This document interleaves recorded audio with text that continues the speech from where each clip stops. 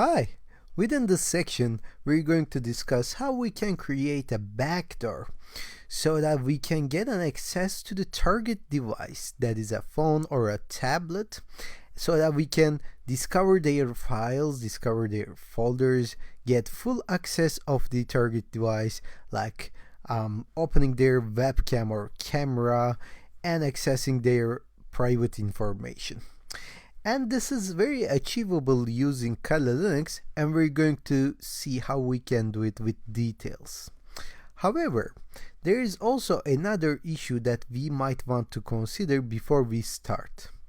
Once we create a backdoor, once we create a malicious file that lets us access to the target computer or device or tablet or phone, it's also wise to think how we can deliver that malicious file to the target person that is using this phone or device. This is very easy to do in devices like computers, laptops, because you can just email them and someone can download the exe file and double click on them and it will work. But it's not the case for phones, right?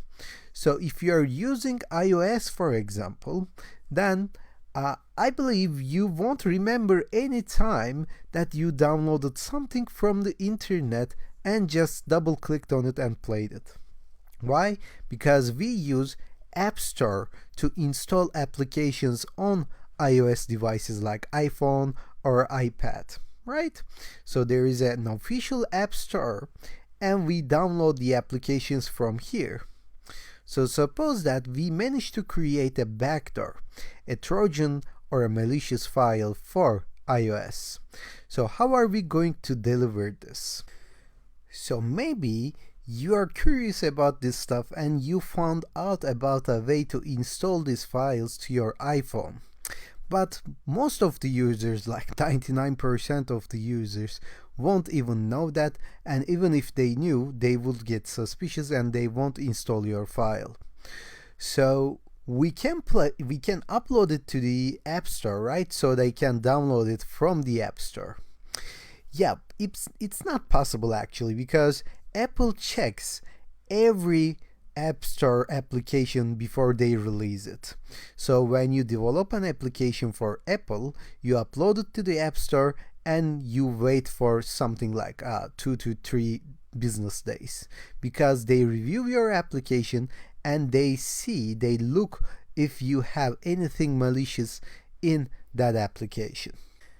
That's not very possible, but even if you manage to hide it from the developers of Apple, even if it gets released on the App Store, they will take it down after a couple of days. So maybe you have heard it, some kind of Trojans or backdoor circulating in the Apple ecosystem in the past. So how did it happen? So first of all, the restrictions of App Store got stricter and stricter each day, every day, once they discovered that there are some certain malwares and there are some certain data leakages to the apps. But there are still some ways, theoretically, to overcome this problem. For example, there is something called Apple Developer Account, and you need to have that in order to upload your apps to the App Store. And you need to pay $100 every year in order to have an Apple Developer Account. But there is also another thing called Apple Business Developer Account, which is $300 per year. And once you get that, actually you're allowed to publish your applications without uploading them to the App Store. So that this is for business to business applications. So regular people do not see your application, but the people you want to distribute this app to just can download this application and run on their iPhones or iPads. So theoretically, it's possible to open a business developer account and distribute your app through this way, so that people can actually install this in their phones, in their iPads and stuff. But this is costly and it will be noticed in a couple of days and it will be taken down.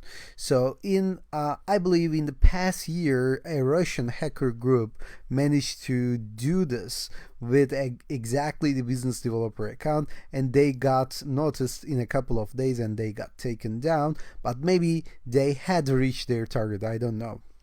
So it's possible, but it's not applicable to the real world most of the time. So what I'm going to do instead of this, I'm going to focus on Android backdoors, because you can actually use Android backdoors in real life examples.